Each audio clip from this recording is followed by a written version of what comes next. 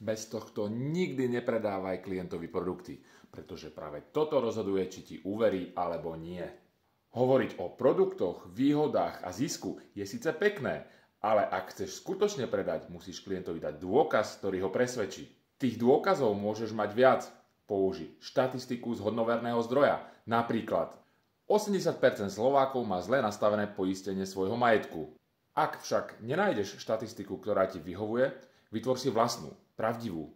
Napríklad posledným 3 klientom som znížil mesačnú splátku v priemere o 120 eur. To je niečo, čo klienta zaujme a presvedčí. Ja osobne na každom stretnutí ukazujem svoje Google referencie. A viete, čo mi klient často povie? Áno, pozeral som si ich už predtým. Prečo? Lebo ešte predtým, než sa so mnou stretne, hľadá dôkaz, že som odborník. A teraz ty, aké dôkazy fungujú pri obchodných stretnutiach tebe? Napíš mi do komentára a daj like, aby si dostával viac obchodníckych tipov.